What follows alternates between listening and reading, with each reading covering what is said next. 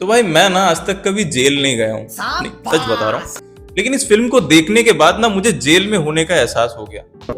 10-15 minute हुआ होगा film को शुरू हुए, मैं सोचने लग गया कि क्या हो रहा है मेरे साथ, मैं क्यों देख रहा हूँ ये पिक्चर। अच्छा, ऐसा लग रहा था मेरे को नंगा करके किसी ने बर्फ की सिल्ली पे लेटा दिया और घुमा घुमा के मेरे पिछवाड़े पे कोड़े बरसा रहा हो।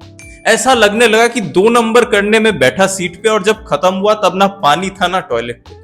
और लोग तो पागल ही हो गए भाई इस फिल्म को देख के। मैं थिएटर से निकला, लोग वहां पे अपनी गीली कच्ची सर पे पहन के अपनी आईब्रोस मुंडवा ली थी और लैटिन में पंजाबी बोलने लग गए थे। ठीक वैसे ही जैसे रवि किशन ने इस पिक्चर में बिहारी में पंजाबी बोली है और मृणाल ठाकुर ने मराठी में पंजाबी बोली है। मतलब मेरी मृणाल से भी इन्होंने क्रिंज काम करवा लिया। मतलब इन सब का तो मैं सह लेता, मैं मेरे में इतनी हिम्मत थी, लेकिन मृणाल जी यार इतनी खूबसूरत, इतनी पसंदीदा आप मेरी एक औरत है, आपको क्या जरूरत पड़ गई थी इस गांड पे फोड़े जैसे पिक्चर को करने की। आपको पैसा चाहिए था मुझे कह देती, हालांकि मेरे पास भी नहीं है, लेकिन मेरी 2 किडनियां तो सलामत है, मैं बेच के आपको पैसा दे देता। ये पिक्चर करने की क्या जरूरत थी। अरे बाप रे, ये तो धोती खोल रहा है। ये पिक्चर नहीं, ये पिक्चर है अजय देवगन और तब्बू का अनपेड ईएमआई। ये पिक्चर नहीं है, ये पिक्चर है फराद सामजी के दिमाग का पोस्टमार्टम। ये पिक्चर नहीं है, ये पिक्चर है नॉर्थ कोरिया का टॉर्चर ट्रेनिंग वीडियो।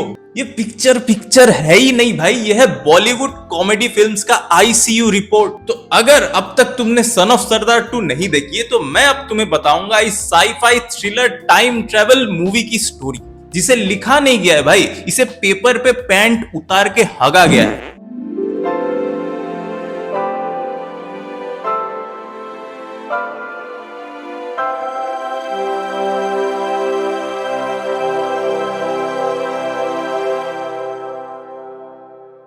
तो यार शुरू होती है विमल की थूक जैसी पिक्चर की स्टोरी। हमें दिखाया जाता है कि अज्जू चाचा 11 सालों से अपनी ही बीवी के सपने देख रहे होते हैं रोज रात को, और फिर उठ के भगवान को गाली दे रहे होते हैं क्योंकि 11 साल से उनका वीजा नहीं लग रहा है। उनकी बीवी यूके में बैठी होती है और जब फाइनली उनका वीजा लगता है, लग ही जाता है यार पिक्चर को आगे बढ़ाना है, तो जाके देखते हैं कि उनकी बीवी का बॉयफ्रेंड है, वो उसके गांड पे लात मार के उनको भगा देती है। इधर उधर हांड रहे होते हैं, फिर कोई नाचने वाने का ग्रुप होता है मृणाल का, उसके साथ वो जाके जुड़ जाते हैं। कुछ भी चल रही होती है, उसके सेट देख लोगे ना आप, इतना सस्ता प्रोडक्शन क्वालिटी है इस फिल्म का। एकता कपूर की सीरियल जो आती है शाम को, उसका सेट भी इससे लाख गुना अच्छा होता होगा। एकदम 2 रुपए का सेट है, इतनी सी भी मेहनत नहीं करी गई है। मेरा भाई क्लास 6 में पढ़ता है, वो कार्डबोर्ड से स्कूल में प्रोजेक्ट बना के लेके जाता है, वो भी इससे अच्छा होता है। फिर ये भांग भोसरा वाली पिक्चर आगे बढ़ रही होती है। चंकी पांडे भी है इस फिल्म में। वो आदमी तो मेरे को मतलब हजम ही नहीं होता, इतना उसको क्यों लेते हो यार पिक्चर में। ना उसको कॉमेडी समझ में आती है ना जबरदस्ती, उसके लाइंस भी ठीक है, वो एक्टर में मेरे को खराबी लगती है। एज अ कॉमेडी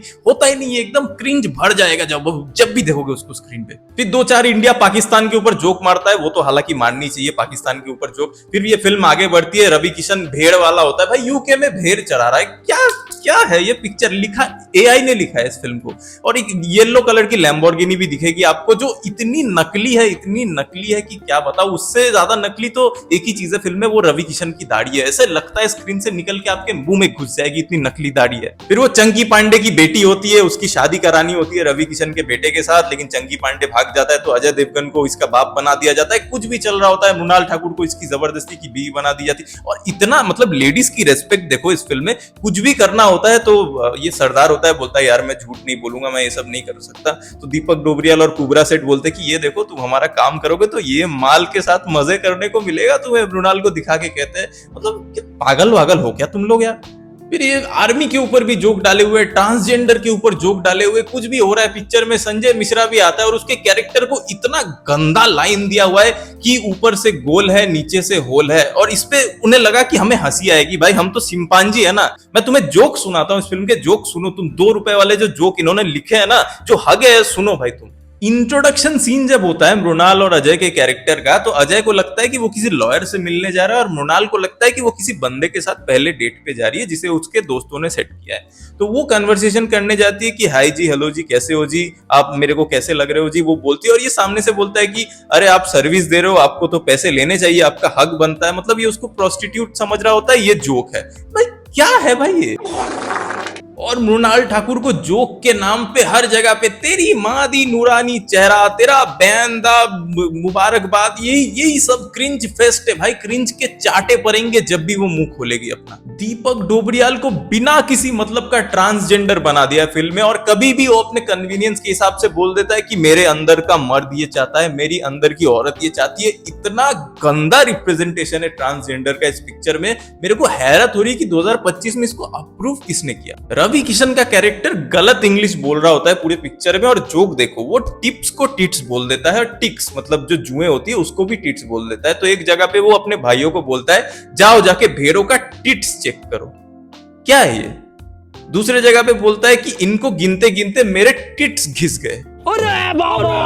एक पता नहीं इन्होंने सालों ने अफीम खा के ये लिखा होगा कि विदेश में जाके अजय देवगन का कैरेक्टर जब डर जाता है वो अफीम खा लेता है तो उसका सारा डर खत्म हो जाता है। तो अफीम ये कहां से लाते हैं विदेश में? सुनो, अंग्रेजों के ग्रेव होते हैं तो वो मरने के बाद उनके ऊपर ताजा ताजा पॉपी फ्लावर्स रखते हैं, उनको उबाल के वो सालों ने ग्रेप से फूल चुराते हैं और उनको उबाल के चाय बना के पीते, उनसे नशा होता है। भाई 1 रुपए की हंसी नहीं आएगी ये देख। फाइनली जाके जैसे तैसे ये फिल्म खत्म होती है। सारे दिग्गज कलाकार जो भी है इसमें, संजय मिश्रा, रवि किशन भी बहुत एक अच्छे कलाकार है, सबसे इन्होंने क्रिंज काम करवा लिया। उन बेचारों को भी अपना बिल भरना होगा। बिंदु दारा सिंह भी अपने बड़े दांत निकाल के इधर उधर घूम रहा होता है। लेट मुकुल देव साहब का भी ये लास्ट फिल्म है। मेरे को तो हैरत, मतलब बहुत खराब लग रहा है कि भाई अच्छा आदमी है यार, वो ठीक ठाक एक्टिंग करता था, उनका लास्ट फिल्म ऐसा है। और दिस इज कंसर्निंग यार कि ये फिल्म भी अगर पैसा कमा लेती है तो मतलब हम एज अ ऑडियंस फेल कर रहे हैं। ऐसी फिल्में हमें फिर मिलती रहेगी। एकदम मेरे तरफ से इस फिल्म को -10 आउट ऑफ 10। एक ही मेरे को इंटरेस्टिंग चीज लगा इस फिल्म का, लास्ट में रोहित शेट्टी आते हैं वहां पे, आके बोलते हैं कि गोलमाल 5 आने वाली है, बस एक कैमियो होता है। इसके अलावा कुछ है ही नहीं फिल्म में देखने लायक। मत देखो, कुछ देखने जाना इस वीकेंड को धड़क 2 देख लो।